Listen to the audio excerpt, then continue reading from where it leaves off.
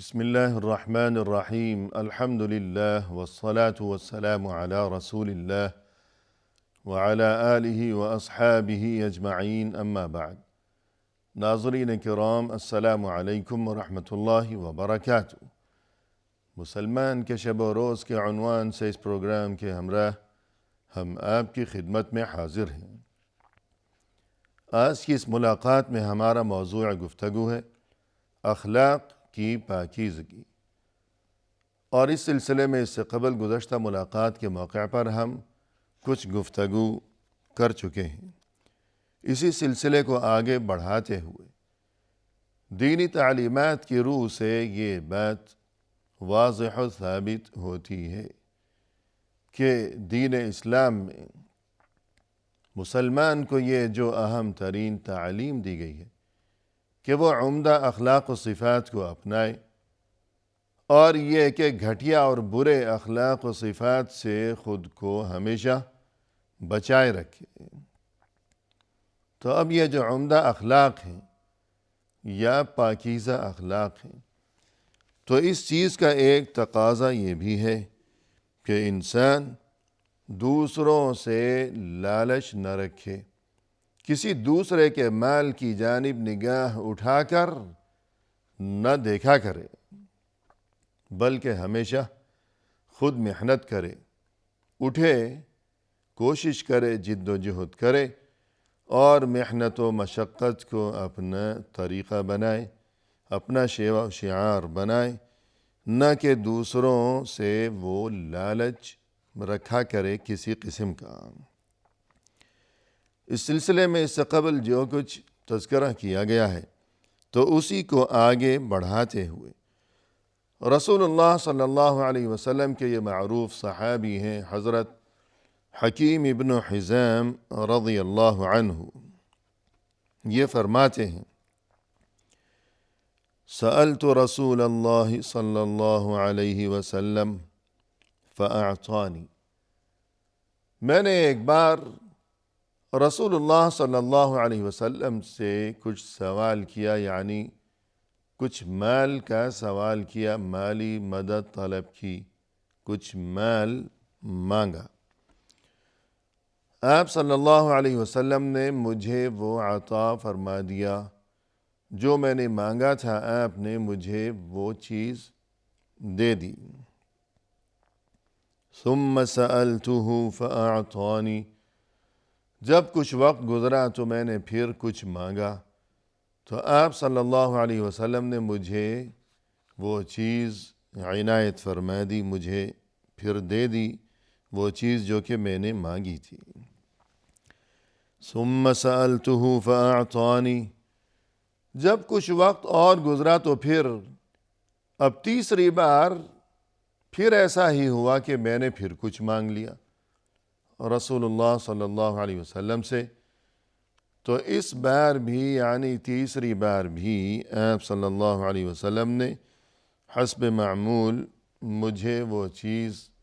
دے دی جو کہ میں نے آپ سے مانگی تھی۔ لیکن اب تیسری بار وہ چیز تو مجھے دے دی، سوال میرا جو کچھ تھا وہ پورا کر دیا، پہلی بار بھی مجھے خالی نہیں لوٹایا، دوسری بار بھی مجھے خالی ہاتھ نہیں لوٹایا، تیسری بار بھی خالی ہاتھ اگرچہ نہیں لوٹایا، لیکن ساتھ ہی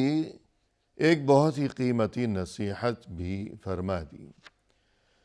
تو اس سے یہی بات واضح و ثابت ہوتی ہے کہ پہلی بار دے دیا، دوسری بار بھی دے دیا، تیسری بار بھی دے دیا۔ تو اس کی وجہ یہی تھی کہ ممکن ہے کہ واقعی انسان ضرورت مند ہو تو دوسروں کے کام آنا، دوسروں کے ساتھ تعاون کرنا،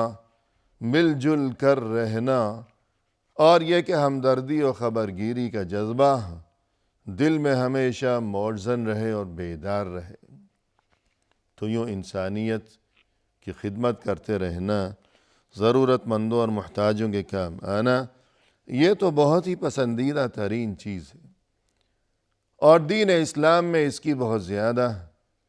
تاکید و تلقین کی گئی ہے اور اس کی ترغیب دی گئی ہے۔ لیکن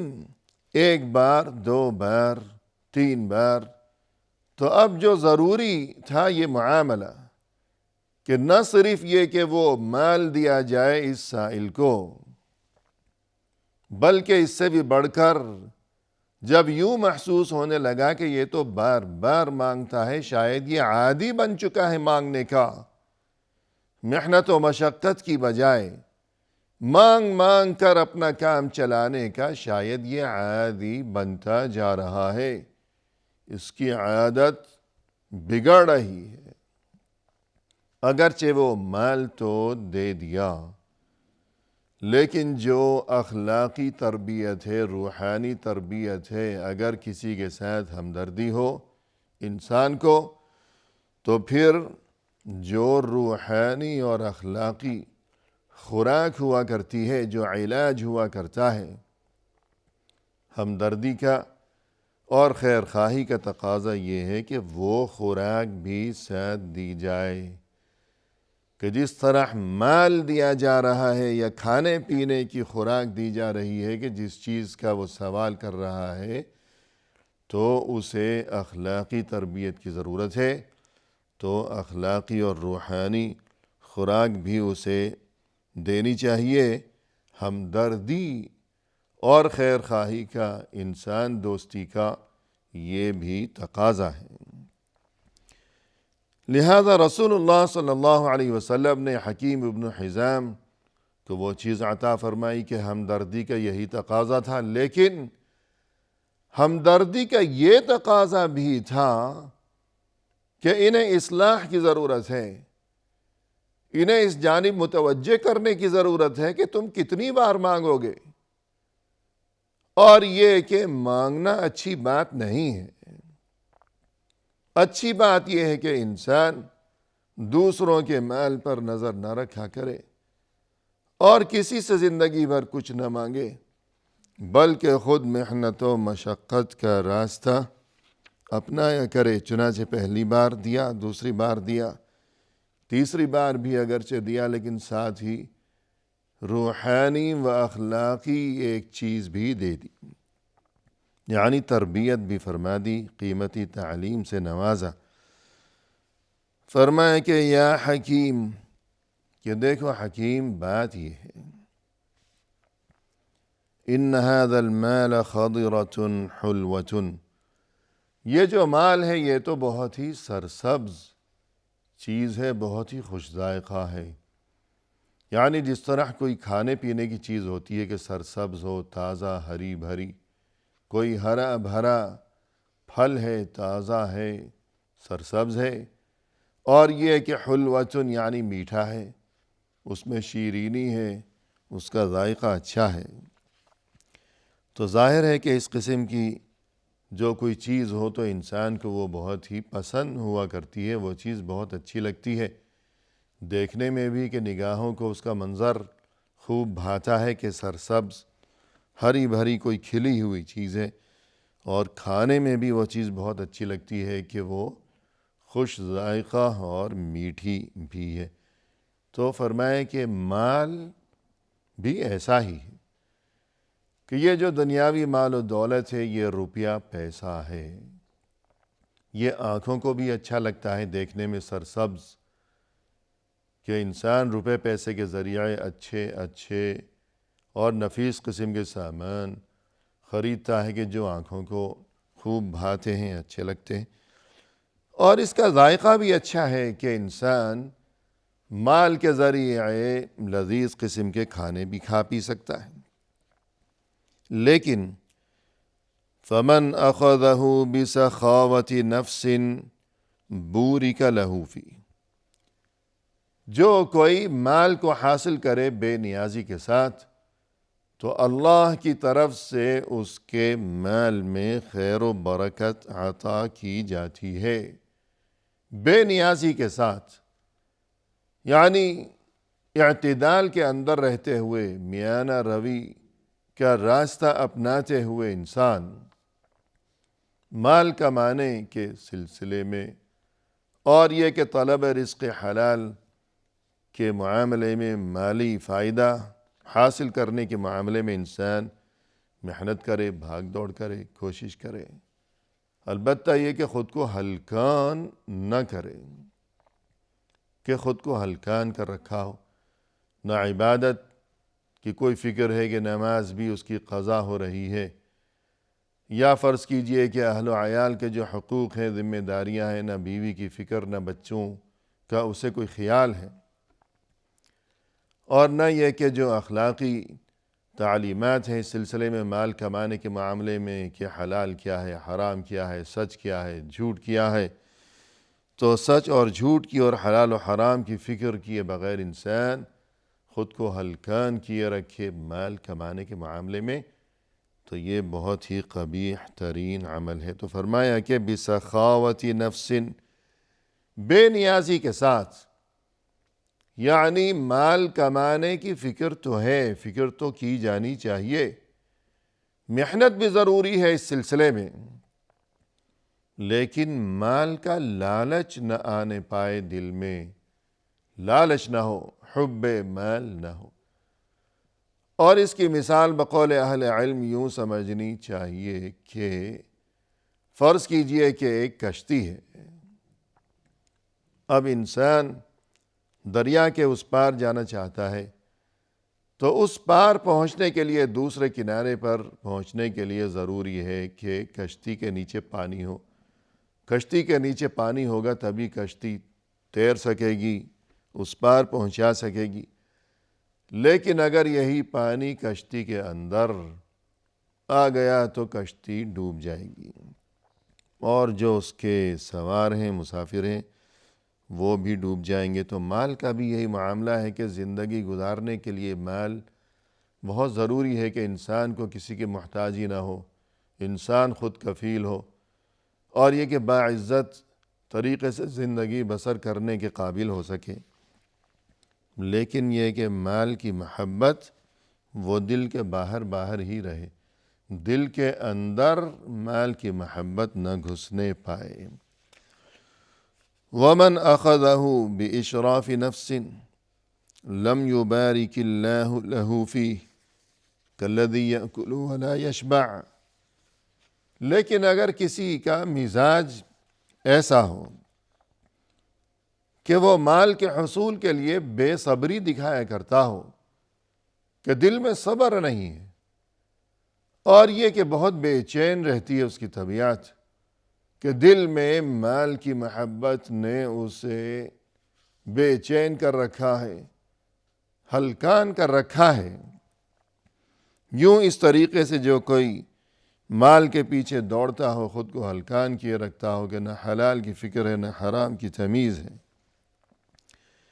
تو نتیجہ یہ ہوگا کہ لم یبارک لہ فیہ، اللہ کی طرف سے اس کے مال میں خیر و برکت عطا نہیں کی جائے گی۔ یعنی اگر مال اسے مل بھی گیا، بہت کچھ ہاتھ لگ گیا ہے، لیکن برکت نہیں ہوگی، کہ بھوکا ندیدہ قسم کا آدمی ہے، لالچی انسان، یوں اگرچہ مال بہت زیادہ اسے مل بھی گیا، لیکن یہ کہ اس میں برکت نہیں ہوگی، اس کا دل نہیں بھرے گا، وہ پھر بھی روتا ہی رہے گا۔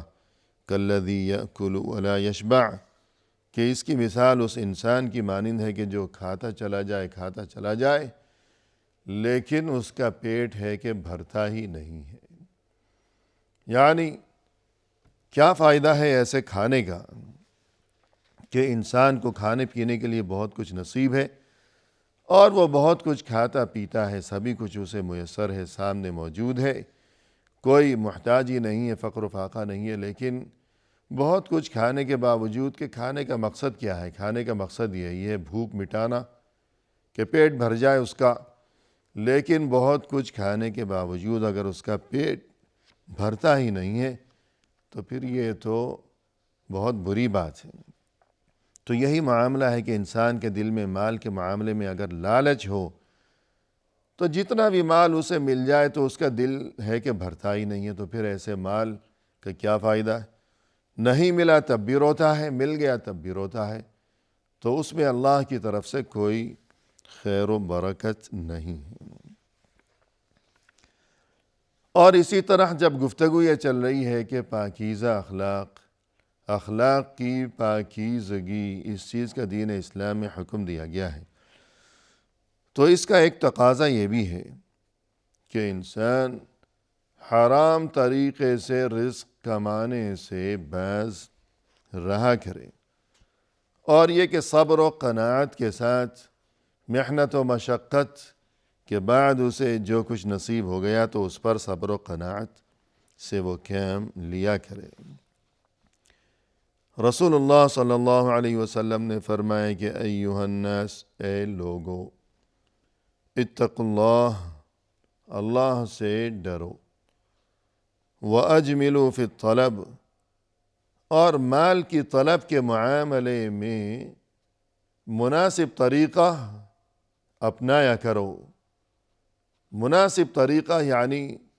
اعتدال کے ساتھ، میانہ روی کے ساتھ، کہ عمدہ طریقہ، اچھا طریقہ، نہ یہ کہ انسان اخلاقی قدروں کو اور دینی تعلیمات کو پس پشت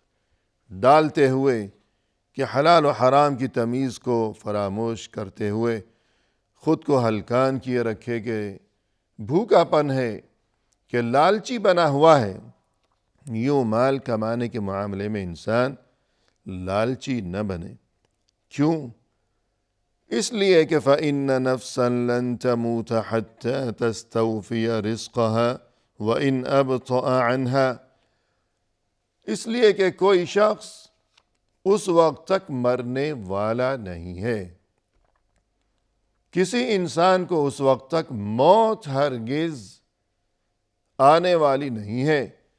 جب تک کہ وہ اپنے حصے کا رزق مکمل نہ کر لے، کہ اس کے حصے میں اور اس کے نصیب میں اللہ کی طرف سے جو رزق لکھ دیا گیا ہے وہ ضرور اسے مل کر ہی رہے گا۔ اور جس طرح موت انسان کو تلاش کیا کرتی ہے کہ موت آ کر ہی رہے گی، تو بالکل اسی طرح جو رزق اس کے نصیب میں لکھ دیا گیا ہے، رزق خود انسان کو تلاش کرتا ہے اور وہ رزق اسے مل کر رہے گا۔